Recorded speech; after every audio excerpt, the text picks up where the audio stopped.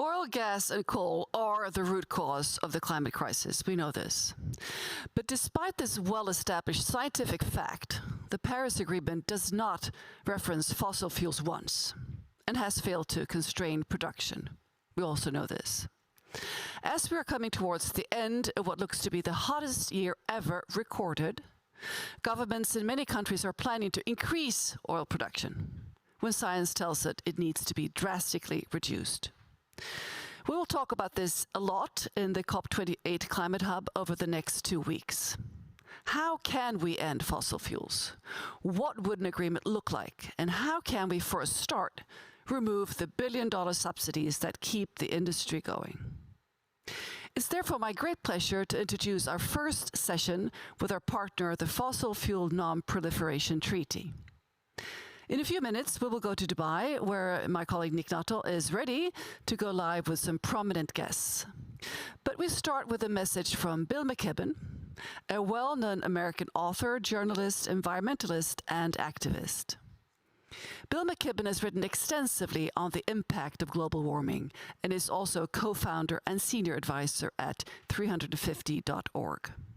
He is also a fossil fuel treaty champion and one of thousands of individuals from around the world who have endorsed the call for a fossil fuel non-proliferation treaty. Bill has recorded this very important message for us. Let's watch it. Hello there. This is Bill McKibben. We're at an absolutely critical moment. On the one hand, the temperature of the planet has broken through every barrier in 2023, and we're seeing in real time what climate change looks like. On the other hand, we're seeing remarkable advances in renewable energy to the point where we're installing solar and wind faster than we've ever seen before.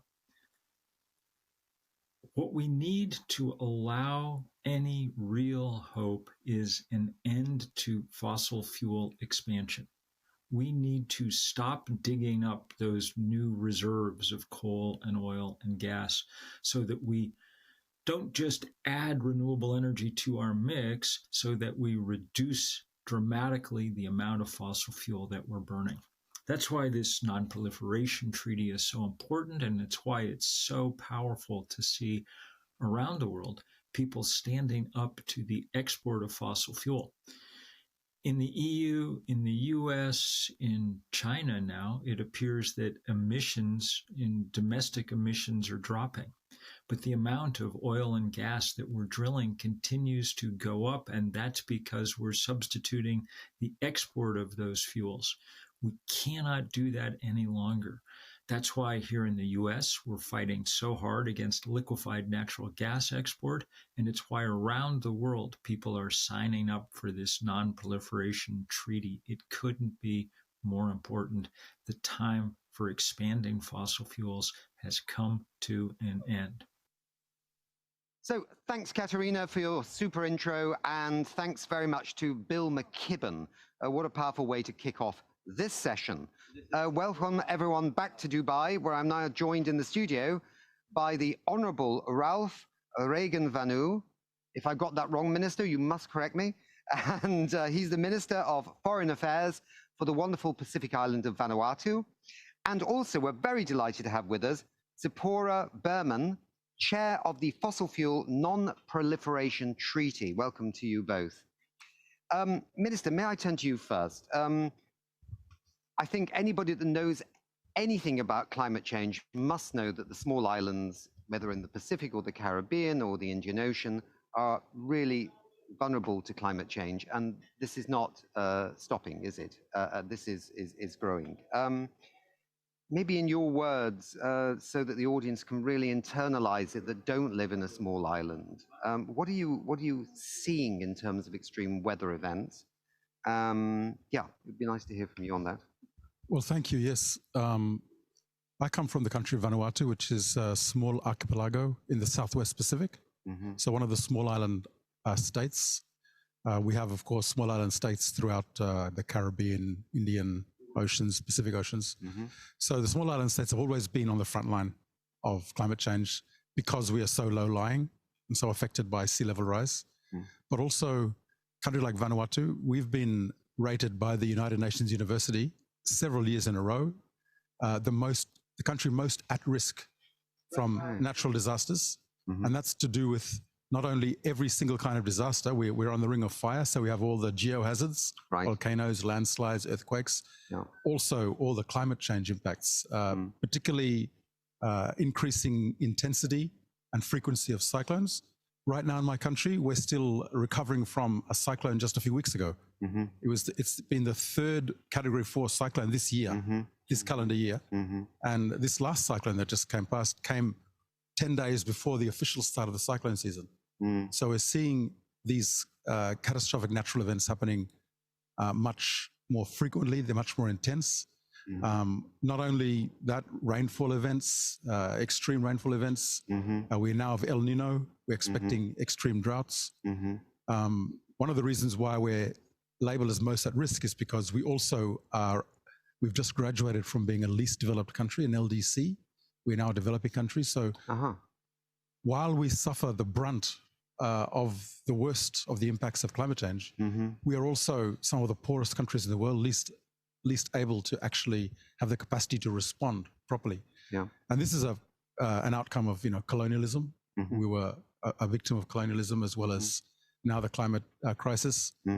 Vanuatu contributes 0.0016% of global emissions, and yet we're getting the worst of the effects of climate change. So for us, this whole climate change issue is really an issue of justice. Why us, the most vulnerable in the world, the least able to afford to resist, but yet we are now in this situation. We have to come to COP. We'll come to that in a second, but what I would say is, I'm told that you been a member of Parliament since 2008, and you have in many ways set the bar for climate diplomacy, not only in the Pacific region, but internationally.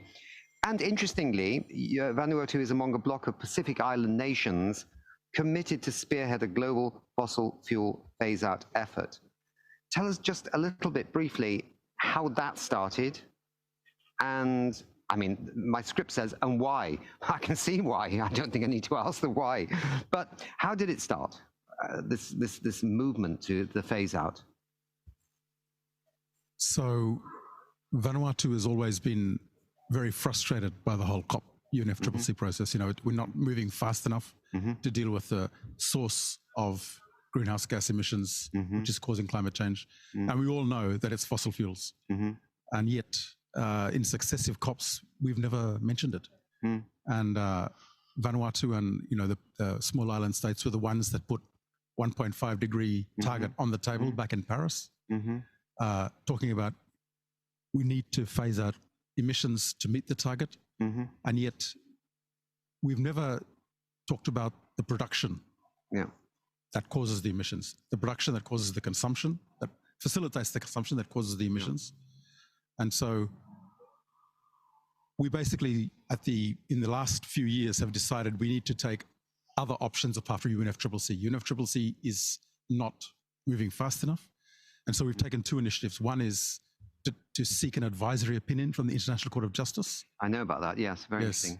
On the legal obligations of states as regards their obligations to future generations and the environment from the impacts of climate change. And the other new initiative, of course, is the Fossil Fuel Non-Proliferation Treaty.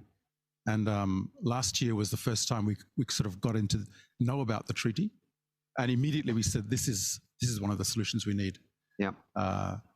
We've been waiting for someone to come up with an idea of how we can create international cooperation to deal with this issue, because it's never been recognized. And if it is recognized, it's only on a state-by-state basis, nationally determined contributions, very much like you do your thing. But what about a country like Vanuatu, which is on track to be 100% renewable electrification by 2030? So we're doing our part. We have the very least emissions, but we're not causing the problem. I've got you. It's not us that have to change, it's the others. And we have to do that through some sort of international agreement or cooperation. So in mentioning the treaty, I think and the treaty is a good idea. I think it's worth going now straight to Zipporah Berman. You served as Canadian policy advisor on climate and energy issues, as well as an adjunct professor of environmental studies, and now you are the chair of the Fossil Fuel Non-Proliferation Treaty. Can you tell the audience who may not have heard about this initiative, basically who you are, but what you're actually, more importantly, what are you trying to achieve with this treaty? What is the short-term, medium, long-term goal? Maybe we don't need a long-term goal because we don't have time, yeah? But what is, we need a short and a medium final goal, right? What are you trying to do here? The Fossil Fuel Treaty is an initiative to really to complement the Paris Agreement. Because what I realized in the work that you mentioned over a period of years in Canada, you know, Canada is a huge oil producer, and I actually worked as an advisor to the Alberta government in the oil sands to try and develop climate policy. And what I realized at that moment was that every country that is producing fossil fuels knows that we need to use less, and we will use less as more climate policies come into play. But they all want to be the last barrel sold.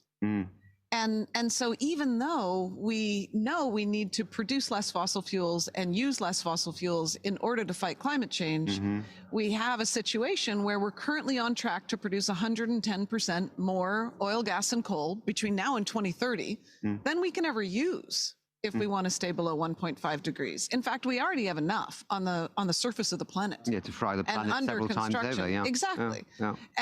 And so it was that work in Canada that made me realize that even if we had governments in place that believe in climate change and want to do the right thing, they think they're only responsible for reducing emissions, and that it's okay that they just keep increasing production. But you know, what we build today is what we will use tomorrow. And that, I think, has been one of the core missing pieces in the last 30 years of climate negotiations, that we're not actually reaching agreements on production, on getting countries to cooperate to stop expansion and manage the wind down. And so that's what a treaty would do. A treaty would put in place rules and agreements between countries to stop the expansion of fossil fuel production and to manage the wind down. Because although we have these international agreements right now on who gets to pollute and how much, we don't have any agreements on who gets to produce and how much. And right now it's simply left out up to the marketplace, because the theory for 30 years on climate policy has been that if we reduce demand for fossil fuels through policies like zero emission vehicles and zero emission buildings, and we increase the price for carbon through a carbon tax, if renewable price goes down, which it has, then the marketplace will constrain supply. But it's not working. It hasn't worked in 30 years, and the emissions just keep going up. And it's in large part because the marketplace is completely distorted by fossil fuel subsidies. The IMF now says fossil fuel subsidies are reaching, what, $13 million a minute? And that's because of the power of the fossil fuel industry. And they have been distorting and weakening climate policy and climate agreements now for 30 years. And they have distorted this process, the COP process, to such an extent that even talking about phasing out fossil fuels and including that language here is so controversial. So we need a new agreement for countries to cooperate. And that's what the treaty would do. But it would also create rules based on equity. Who gets to produce and how much? Well, that should be defined based on principles of equity and not just letting the market decide or OPEC decide. Minister, you signed the treaty, and there are other countries that have signed the treaty as well. There are cities, there are businesses, organizations, and this sort of thing. I don't know what a critical mass looks like in terms of this treaty, but if a treaty did happen, that would be another form of legislation. Within the UN, they call it soft legislation. They say you can't do anything with it. But I know for a fact that from the Grantham Institute in London, we also had that wonderful Netherlands lady who works with Vanuatu, who did in the court of the court case, the UN ruling. I can't remember her name. There actually is growing legal action, in a sense, against what's happened. Could the treaty, the Non-Fossil Fuel Proliferation Treaty, or the Fossil Fuel Non-Proliferation Treaty, sorry, it's quite a mouthful to say rather quickly. We could just say Fossil Fuel Treaty, that will make it easier. Could that form a form of legislation which would be an additional avenue for holding people account through the legal route? Is that possible? What do you think? Yeah, absolutely. I mean, one of the many problems that we have with this process here at the UNFCCC started in large part decades ago because Saudi Arabia pushed to ensure that it wasn't a voting process, that it was a consensus-based process. When you have a consensus-based process with 190 countries, what you get is the lowest common denominator almost every time. And you can get countries who are major producers who stand to benefit and make billions in profits on more fossil fuel development at this critical moment in history, blocking action to reduce that production. And that's what we're seeing. And so what we have seen in studying now 6 other treaties, and there have been a number of treaties that have been designed and with a high bar so that they're binding, and those are by a group of countries that are first movers, that are a club of the willing, so to speak, and those treaties, if you look at the landmine treaty, for example, you can see that you can get very high level criteria, binding agreements, using tax agreements, using trade agreements, etc., and that will change the game. And if you look at a lot of those other treaties, what you find is that even though Russia or Canada or Saudi Arabia didn't necessarily, or US didn't necessarily sign those treaties have created a new social norm. They've created a bar in foreign policy debate that then those other countries begin to meet. Yes. And so we need high ambition. And that's why I think you need an agreement that is binding, an agreement that is developed by a coalition of the willing. And it can not only affect legislation by being binding in various ways that the lawyers and diplomats who are engaging in treaty are now designing, but it can also affect the markets. Imagine, for example, if some countries involved in the fossil fuel treaty said, we're making a decision. We're only going to buy the fossil fuels that we need right now during the transition from other countries who are also part of the fossil fuel treaty and are committing to stop expansion and start to wind down. Right. Because when you commit to the fossil fuel treaty or a just transition, you're not saying you're going to turn off the taps overnight. You're saying you're going to stop expansion and then wind it down. There's still some production and there's still some use as we increase electrification and renewables around the world. So who gets to benefit from that? Yeah, that's a good point. That's a good point. I always have to check the little time as we go along, but we still have time. That's good. Minister, I want to ask you about something. Somebody asked me to ask you about this, which is, tell us about the Port Villa call for a just transition and how this relates to this fossil fuel story we're discussing. And So it was at the last COP in Sharm el-Sheikh. Yep. That Tuvalu and Vanuatu were some of these first mover countries saying, we commit to supporting this treaty. Right. We're asking other countries to come on board. There is no treaty as yet, but we commit to the idea of it, and we will be there being involved in the drafting. And that's what we're looking forward to happening very soon, because we're now seeing more and more countries, as well as, of course, all the city-states and provinces that have joined, but more and more nation-states now saying, yes, we support. And so we're looking forward to being part of that first mover group of countries that Zawara was talking about, who actually start to define what this treaty looks like. Right. We're very cognizant of the treaty on the prohibition of nuclear weapons. We were also one of the first signatories to that, and that came out of civil society as well, similar, and now it's come into force by the number of ratifications. The Port Vila call happened a few months after COP in March this year. It was attended by 6 Pacific Island countries, all talking about this, all talking about the need to call the name of fossil fuels, call it out, start talking about phasing out, start talking about phasing out subsidies, and then in particular, starting to talk about a just transition for a region that is still heavily dependent on fossil fuels, the Pacific, how can we move to a fossil fuel-free Pacific?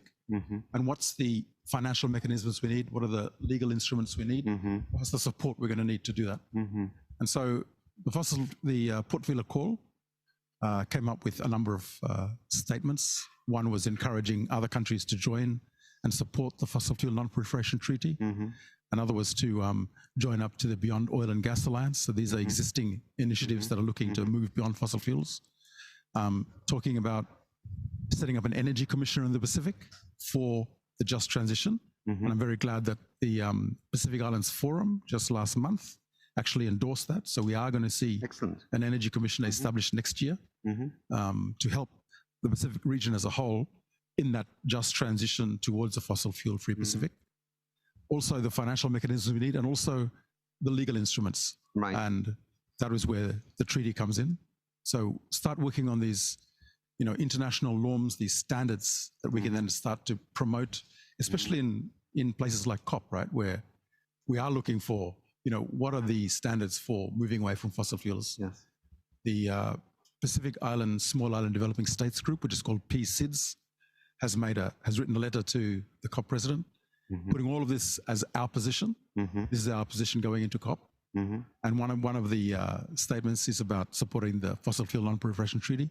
Another one is immediate phase out. There's a phase out of fossil fuels and also phase out of fossil fuel subsidies. And then repurposing some of those subsidies and especially some of the fossil fuel taxes towards this new loss and damage fund that we've just established, which talks about innovative financing. Okay, this is where we get innovative financing from. We take it from the source of the problem and use it to create the solution to the problem.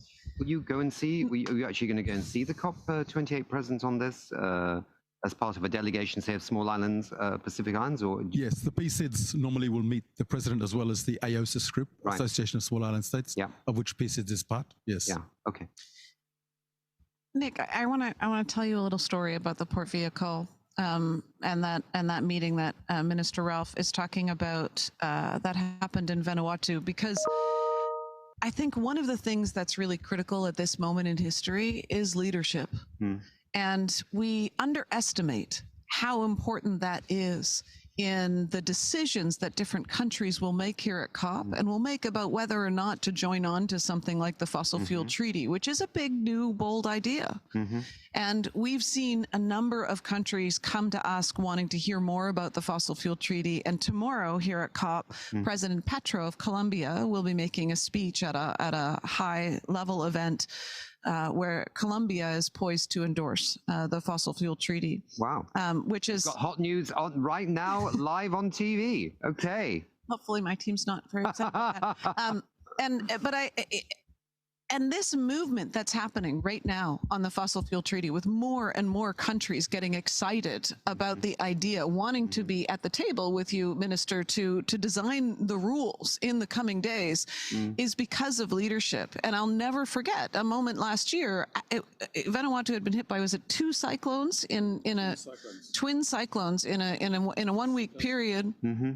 And we had been planning this meeting on fossil fuel phase out in Vanuatu. And I remember calling a minister and saying, well, we can move it to Fiji. We can do this. We can do that. What we can cancel it. How can we support you at this terrible moment? Thousands of people had lost their homes. They were still in evacuation centers. There was no water. The airport was closed. And Minister Ralph said, no, we want you all to come here now and talk about fossil fuels. And to see what we are living through here in the low-lying island states. And that meeting, I think, changed for me this work forever. To be talking about fossil fuel expansion in a place where people were literally still, there were church groups and soccer teams who were clearing out the hotel for the meeting and trying to, repair the damage so that we could have this meeting. And that meeting was historic because it was the first time you saw a group of governments have a meeting and call for something that strong on fossil fuels, to call out the fossil fuel industry on these terms like abated, and call for an end to expansion of fossil fuel production. We've only got a few minutes left of our session, but do you think, are you confident, Minister, that we can bring more people to become aware and then to join this treaty? Because if the COP here does, we were talking about this on the previous show, if it does endorse the phase out of fossil fuels, but there is no honest timetable, and there are lots of loopholes and blah, blah, blah, blah, then this COP will have lost that chance that's been building a lot of business here and things like that. And I just see that going down again. Whereas the treaty is actually growing, right? I mean, people are attracted to the concepts of the treaty. We haven't even gone into all the details and the nuances of what the treaty is. It's more deep than perhaps we've mentioned. But so it's important to have, in a sense, a backup if they get it wrong here, right? Which they probably. What do you think? Well, look, the fossil fuel treaty will complement the work that's done here. The Paris Agreement was never designed to regulate the production of fossil fuels. It was designed for countries to agree on emissions and emissions targets. Its economists would say we've been trying to cut with only one side of the scissors, the demand, but not the supply. Right. So a fossil fuel treaty will help us meet the goals of the Paris Agreement. They can go side by side. It's not like one replaces the other. The work that is happening here is essential, but it's not enough to stop the expansion of fossil fuels and manage that wind down. And that's why we need both. I don't know, Minister, if it... Well, no, I mean, civil society around the world is calling out fossil fuels and the need to phase out. And more countries and more collectives of countries like the High Ambition Coalition here, as we're speaking, is doing a launch event right now of their statement in which they talk about phasing out fossil fuels. So if we get the term fossil fuels in the negotiated outcome, and whether it's transition away or phase out, I think maybe phase out would be too ambitious, but even transition away and the naming of fossil fuels, that'll be historic. And I think it'll be like last year we had the mention of loss and damage fund without any operation. But this year we do have it, right? So I think it's going to be critical, and I think we're going to achieve it at this meeting. And then you have... And then the question is, what's the plan? How do we do it? And the fossil fuel treaty and the countries, the lawyers, the diplomats around the world trying to design it right now is the plan of how countries cooperate to make sure that we wind it down. That's clear now. I wanted to clear that up for the audience because they're hearing, oh, the COP's going to phase out, or might phase out fossil fuels. And there's a treaty that's going to do this. I don't really, but now it's much clearer. We want the statement, and then this is how. Yeah, exactly. And I think that's very good. So I think we're going to have to wrap that up right now here. I think we're on the right on the noodle, as they say. Thank you very much indeed for being here. It's been a pleasure. And thank you so much for being here as well. I think we're going to see each other again over the next few days. We may not see you, Minister, but we wish you well with all your work and everything that you're doing. And let's go into all the details of this treaty as we go forward with, we have several shows, and that's great. Thank you so much. Thanks. Thank you very much indeed.